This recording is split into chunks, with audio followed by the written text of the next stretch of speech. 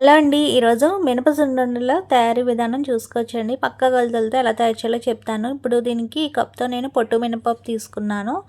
మీరు కావలిస్తే మినపగుళ్ళు కూడా సేమ్ కొలతతో తీసుకొని సేమ్ కొలతలుగా చేసుకోవచ్చు. పొట్టు మినపప్పు ఇష్టం లేదు అంటే ఇది కొంచెం బ్లాక్ కలర్‌లో వస్తది కాబట్టి అంత ఇంట్రెస్ట్‌గా తినరు కాబట్టి మినపగుళ్ళు కూడా వాడుకోవచ్చు. కానీ దీనికి ఉన్నంత బలం దానికి రాదండి. కాబట్టి ఇలాగ చేయడానికి ట్రై చేయండి. తర్వాత దీంట్లోని కొన్ని బియ్యం వేసుకొని ఫ్రై చేసుకోవాలి. లో ఫ్లేమ్ మీద మాత్రమే ఫ్రై చేసుకోవాలండి. హై ఫ్లేమ్ మీద కానీ మీడియం ఫ్లేమ్ మీద మాత్రం అస్సలు పెట్టద్దు. తర్వాత ఇవి బాగా చల్లారిన తర్వాత మిక్సీ జార్లో వేసుకొని ఇలాగా పౌడర్లా చేసుకోండి. కొంచెం రఫ్గా ఉన్నా పర్వాలేదండి, టేస్టీగానైతే ఉంటుంది.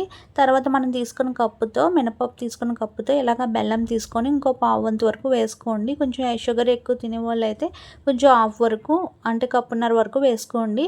ఇది మనం మధ్య మధ్యలో ఆఫ్ చేసుకొని ఆన్ చేసుకుంటే మిక్స్ చేసుకోవాలి. లేకపోతే బెల్లం అనేది బాగా మిక్స్ అయిపోయి పేస్ట్లా అయిపోతుంది కాబట్టి చూసుకుంటా మిక్స్ చేసుకోండి. ఇలా బరకగా ఉన్నప్పుడే దించేసుకోండి. ఇలాగ మినపసున్నుండలు అంటే మరీ సాఫ్ట్గా ఉంటే బాగోదు కాబట్టి తర్వాత ఇది ఒక ప్లేట్లోకి తీసుకొని కొంచెం కొంచెంగా పిండిని అయితే సున్నుండల పిండిని పక్కకు తీసుకొని నెయ్యి వేసుకోవాలి.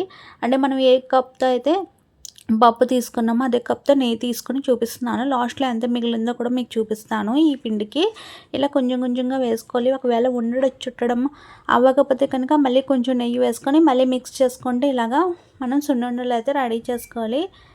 అంతేనండి. ఇలాగా ప్రతిదీ చేసేసుకొని మిక్స్ చేసుకుంటా ఈ సున్నుండలు చేసుకోవాలి. ఇది ఒంటికి చాలా బలమండి.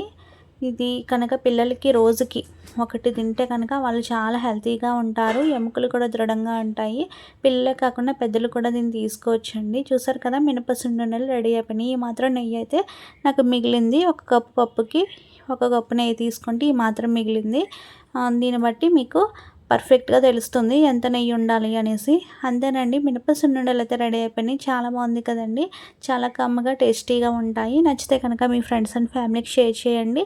ఇలాంటి వీడియోస్ మన యూట్యూబ్ ఛానల్లో కూడా ఫుల్ లెంత్ వీడియోస్ ఉంటాయండి. నచ్చితే కనుక లైక్ చేసి షేర్ చేయండి. Thanks for watching. Please follow.